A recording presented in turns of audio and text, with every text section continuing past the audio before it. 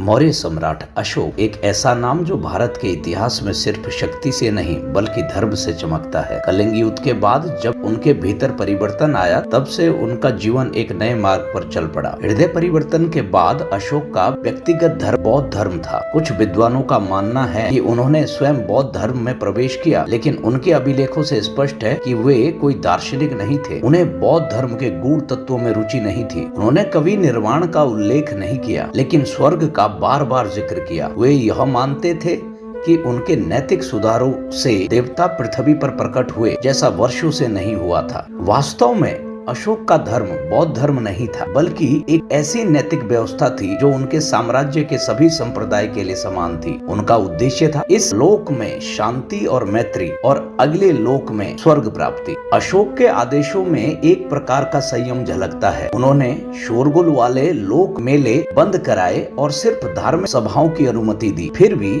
अशोक का बौद्ध धर्म संकीर्ण नहीं था। उन्होंने सभी संप्रदाय को सम्मान दिया, यहाँ तक कि उन्होंने आजीविकाओं को गुफाएं समर्पित की जो बौद्धों के प्रतिद्वंदी माने जाते थे। बौद्ध संघ के साथ उनका संबंध राजसत्तात्मक था। उन्होंने स्वयं निर्देश दिए कि कौन से ग्रंथों का अध्ययन किया जाए और जो भिक्षु अनुशासनहीन हो उन्हें संघ से निकाला जाए। इसी काल में बौद्ध धर्म विश्व में धर्म बनाने की राह पर बढ़ा। पाटलिपुत्र में बौद्धों की महासभा हुई, जहां पाली कैनन को अंतिम रूप दिया गया और मिशन पूरे भारत में और विदेश में भेजे गए। इन मिशनों में महेंद्र का नाम अमर हुआ, जो या तो अशोक के पुत्र थे या भाई। उन्होंने श्रीलंका को बौद्ध धर्म से परिचित कराया। वहाँ के राजा देवनपियतिस उनके पहले शिष्य बने। यूनानी राजाओं को धर्म से जीतने का प्रयास असफल रहा, क्योंकि किसी ग्रीक स्रोतों में इन दूतों का उल्लेख नहीं मिलता, लेकिन श्रीलंका में धर्म विजय सफल रही।